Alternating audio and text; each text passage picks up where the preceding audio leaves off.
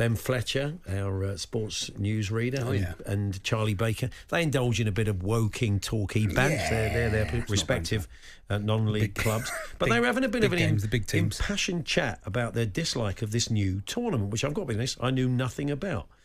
And it's the National League Cup. The National League Cup. And Fletcher's written a piece for talkSPORT.com railing against this competition. And I think there'll be a lot of people out there who know nothing about it. So we've invited Fletch in. So National League Cup, what's the format, Fletch? Good afternoon, thanks for having me back. So the format is in effect 16 Premier League 2 teams, so the under-21 teams for the upper echelons of the Premier League and Championship compete with 16 teams from the National League. It's a group stage, then knockout competition, similar to the way the Euros used to be before we had the second round thrown in. But we kind of already have this with other league clubs, don't we? With the sort of with the EFL Trophy. FVFL Trophy. So we kind of already have a setup like this. We do, but it's never been for non-league clubs. Now, if you go further back in history, we used to be invited into a very similar competition.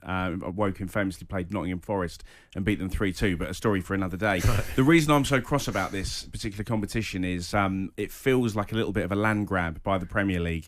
And this is clearly a kind of sweetener after FA Cup replays were taken away. Now, as the supporter of a National League club, and Charlie, National League South club supporter as well. For now, give it time. We don't need more competitions. You know, how much have we heard this week about Premier League clubs, top-end Premier League clubs saying we played too many games, the players are getting injured. It's even more acute the further down the pyramid you go. And it's the sort of competition that the Premier League say, or Premier League 2 say, in coordination with the National League, that it will give young elite players a chance to get competitive action. In return for that, National League clubs can host these games. They'll keep all the gate receipts. There's £1 million worth of prize money to be dished out. Now, if you divide that by 16 National League clubs, that's £62,500 each, which isn't a huge amount. That's what producer Rufus gets a year. You know, that's not a massive amount to run a National League club. So it feels a little bit insulting. I think the phrase I used in the article that I wrote for talkSPORT.com, it's a bit insulting to the intelligence of National League fans and non-league fans in general, who feel that why should we be the guinea pig? Why should Premier League 2 teams get their kids to come and play with us? And what's I mean, you know, you often pre-season friendlies, you'll have a Tottenham 11, an Arsenal 11, a Man United 11 go into these. Of course, and they take their kids and they play. I'm sure you get okay crowds, but you won't get massive crowds. You won't do. And I'm glad you brought that up, Paul, because if you look at the fixture schedule, which I'll go through now, the group stage games. So within the group stage, 4 National League teams.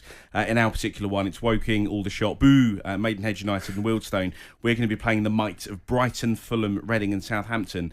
Again, all teams we've played in pre-season before. It's not really a glamour fixture. The idea that non-league fans will be dazzled by these under-21 teams coming along. And the pitches may not be able to take it either. You know, they're absolutely all not. undersoil. Our groundsman, David Langheim, long-term listener of the show, he'll be doing his nut, because it's another round of fixtures he's got to prepare the ground for. But if I can just quickly say, Charlie, match round 1, 1st and 2nd of October, coincides with the Champions League. Match round 2, 5th and 6th of November, coincides with the Champions League. Match round 3, 3rd and 4th of December, is a Premier League midweek game week, and match round 4 in January, I believe, against the Champions League. There are distractions. Of course there are distractions. Already at National League level, and arguably at the lower echelons of the EFL, it is a distraction, because if you want to go and stand in the cold on a Tuesday night and watch your team get pumped 3-0 by part-timers, why would you do that when you could watch Chelsea or Manchester United or Arsenal? Or indeed, you may hold a season ticket at a Premier League club in London. It's the idea clubs are going to make money from this is really, really insulting. And a couple have pulled out. A couple of clubs aren't involved. I applaud Eastleigh been very vocal about it as well. Yeah, and they've spoken about the importance of the pyramid, the football pyramid, which we all hold dear. And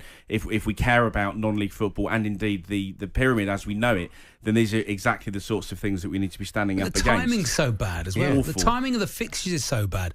Like you say, the pitches. Already winter. Already winter. Yeah. You get a massive fixture congestion anyway in the National League, because the fixtures are inevitably off during the winter because the pitches can't take it. The players are playing a lot of games. It's a lot of games in the National League. It's Tuesday, Saturday most of the time, plus the FA Trophy.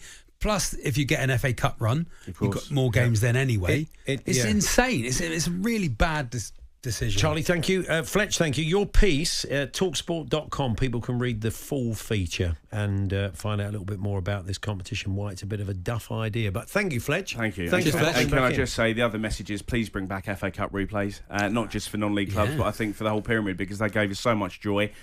Clubs were built on the back of successful FA Cup runs, and I think most people, even the clubs in this competition, would rather do away with it, play the kids every week and lose 12-0 if it meant you could get that trip to Manchester United and hold them on the home turf. That still gives those Premier League clubs an option to play a younger team, even an FA Cup replay. That ship sailed, it's gone. Long gone. Thank you, Fletch. Thanks for having me. Paul Hawksbee and Andy Jacobs, Monday to Friday afternoons 1 till 4 on AM, on DAB, via the talkSPORT app and on your smart speaker. talkSPORT.